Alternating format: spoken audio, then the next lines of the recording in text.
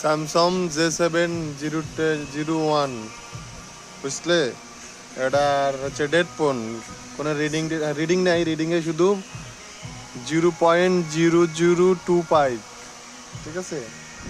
তো আমি নিজের মতো করে একটু দেখলাম, এখানে চার্জিং থেকে লাইন পর্যন্ত আসছে, এই পর্যন্ত আসছে, এখানে এই পর্যন্ত লাইন আসছে, বাট এখান থেকে এই যে আইসিটার পরে আর এখানে আর লাইন আসে না।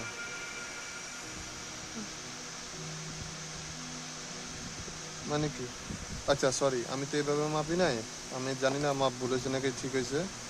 আমি আগে চার্জে ঢুকাইছি, ঠিক আছে, চার্জে ঢুকিয়ে এটা এতে রেখে তারপরে আমি মাপছি।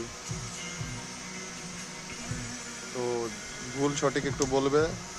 ধরো এখান থেকে এইগুলো সব ঠিক আছে, এই পর্যন্ত লাইন আসছে, এই পর্যন্ত লাইন আসছে, বাট এই আইসি থেকে যখন বেরিয়ে আমি মক্সিতে দেখলাম এই যে ফার্স্ট এই ক্যাপাসিটরে যাচ্ছে, বাট এটা তার লাইন যাচ্ছে না, কিন্তু এর আগ পর্যন্ত লাইন আসছে, এই পর্যন্ত পুরো 5 ভোল্ট আসছে, 4.9 ভোল্ট 97 5 ভোল্ট আসছে, বাট এই আইসিটা বেরিয়ে যখন এখানে আসছে, এখানে আর মানে কোনো রিডিং দেখাচ্ছে না, মানে চার্জ বা পাস হচ্ছে না।